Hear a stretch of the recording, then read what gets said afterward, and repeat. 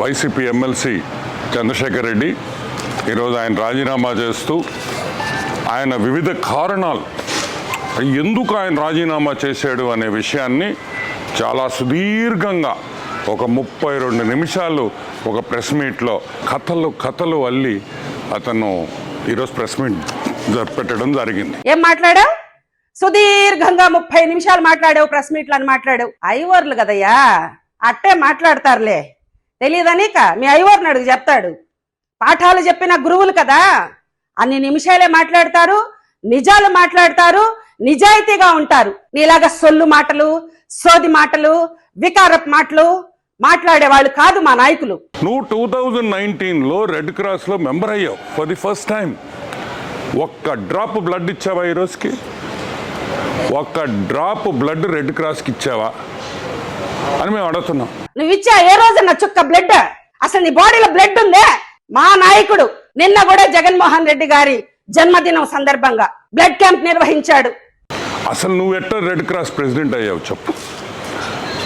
Maithili school owner Manohar Reddy panel గెలిచింది. నువ్వు వెన్నుపోటు పడిచి మైథిలి స్కూలు ఓనర్ని వెన్నుపోటు పడిచి నువ్వు ప్రెసిడెంట్ అయ్యావు. అసలు నీ ప్యానెల్ కూడా గెలవలా. మనోహర్ రెడ్డిని వెన్నుపోటు పొడిచాడా? మా నాయకుడు ప్యానెల్ మొత్తం గెలిచి, నీకు సబ్జెక్ట్ తెలియదు వెంకటరమణ అన్న, మా ప్యానెల్ అంతా, మా నాయకుడు చైర్మన్ అయినటువంటి ప్యానెల్ అంతా గెలిచి, ఆ ప్యానెల్ సభ్యులందరూ కలిసి చైర్మన్ ని ఎన్నుకున్నారు. నువ్వు రాజీనామా చేసిన దానికి నారాయణ గారికి సంబంధం ఏంది? తప్పే ఉంది. ఎంఓయూ అడిగితే మీ అబ్బసొత్తు అడిగామా? నీ స్కూల్ ఎంఓయూ అడిగామా? రెడ్ క్రాస్ ఎంఓయూ అడిగాం. తప్పేంటి? It is bloody cancer related.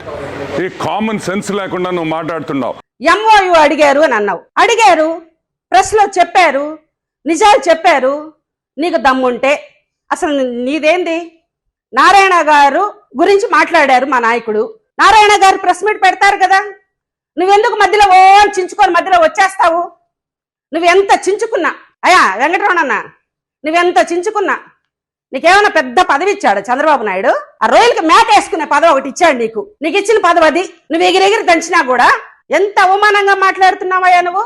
సాటి సామాజిక వర్గం అని వాడని లేదే, ఇంకా మా లాంటి వాళ్ళని ఎంత నీచంగా మాట్లాడతావయ్యా నువ్వు? అయ్యా వెంకటరమణ రెడ్డి, నువ్వన్నా ఒక్క రెడ్డివే. పర్వత రెడ్డి, చంద్రశేఖర్ రెడ్డి, మా నాయకుడు డబల్ రెడ్డి. సన్నగా ఉన్నాడు అనుకుంటున్నావేమో, కరెంటు తీగ కూడా సన్నగానే ఉంటది, ముట్టుకుంటే తెలుస్తుంది దాని పవర్ ఏందో. ఒళ్ళు దగ్గర పెట్టుకొని ఏదో ప్రతిపక్షంలో ఉండామనుకుంటున్నావేమో నువ్వు. ఎక్కడున్నా నిజాయితీగా ఉండడం మాలాంటి నాయకులకి, మేము నమ్ముకున్న నాయకులైనటువంటి పర్వతరెడ్డి చంద్రశేఖర్ రెడ్డి గారికి కూడా తెలిసిన విషయాలు. అబద్ధాలు చెప్పడం, నీలాగా గొంతేసుకొని ఏదో యాసలో ఏంది మా నాయకుడు బచ్చానా? నువ్వు బచ్చావు కాబట్టే చంద్రబాబు నాయుడు నీకు చిన్న బచ్చాకి ఇచ్చిన పదవే ఇచ్చాడు. ఈ రాష్ట్ర ప్రజలకి, జిల్లా ప్రజలకు కూడా తెలుసు. నీ మీద మేము స్పాట్ పెట్టాలనుకుంటే, నీ మీద మేము గన్ను పెట్టాలనుకుంటే, నిన్ను బెదిరించాలనుకుంటే నువ్వు ఒక్క స్కూల్ కూడా నడపలేవు. ఏ రోజైనా నీ స్కూల్స్ దగ్గరికి వచ్చాడు నారాయణ? నీకు అడ్డంకులు పెట్టాడా? ఇంకా మీరు పెట్టారు, మీ ప్రభుత్వం పెట్టింది. మీ జగన్మోహన్ రెడ్డి నారాయణ సార్ని అరెస్ట్ చేయాలని చూశాడు, స్కూల్స్ ఇబ్బంది పెట్టాడు. ఎన్ని విధాలుగా ఇబ్బంది పెట్టాడో మాకందరికీ తెలియదు అనుకుంటున్నారా మీరు? ఈరోజు మేము అడుగుతున్నాం, నువ్వేం పెద్ద పుడింగివి కాదు. నీకు స్పాటు, మళ్ళీ దీనికి ఒక స్కెచ్, అంత సీన్ లేదురా అబ్బాయా నీకా. ఏంద్రే నీ మీద కూడా మేము స్కెచ్ చేయాలంటే మేము ఇంకా మాకు ఉండే పొరుగు కూడా పోద్ది. ఇలాంటి బచ్చాగాళ్ళని మేము ఏమి స్పాట్ పెట్టబల్లా. నెల్లూరు ప్రజలే మీకు స్పాట్ పెడతారని కూడా నేను ఈరోజు హెచ్చరిస్తున్నా. నువ్వు చేసిన అవకతవకలన్నీ తీస్తాం, ప్రతి ఒక్కటి తీస్తాం. రెడ్ క్రాస్లో నువ్వు చేసిన అవినీతి చరిత్రను కూడా బయటకు తీస్తామని కూడా మనవి చేస్తున్నా.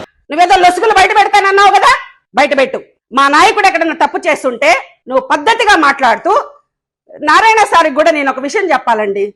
ఎందుకండి కోతులతో కొండ ముచ్చులతో మాట్లాడిస్తారు? మీ గౌరవాన్ని ఎందుకండి తగ్గించుకుంటారు?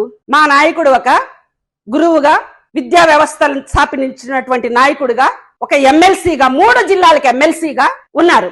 మీరు గౌరవంగా మాట్లాడండి, గౌరవమైనటువంటి వ్యక్తుల చేత మాట్లాడించండి. సబబుగా మేము కూడా సమాధానం చెప్తాం కదా నారాయణ సార్. ఎందుకు కోతుల చేత మాట్లాడిస్తారు? మీరు సంస్కారం తెలియని వ్యక్తుల చేత ఎందుకు మాట్లాడిస్తారు? ఆయనకి ఇంకేం పదవి రాదు కదా. ఆ రొయ్యలకి మేత వేసుకునే పదవి ఏదో ఇచ్చారు కదా, ఆ మేత వేసుకుంటా ఉండమని చెప్పండి.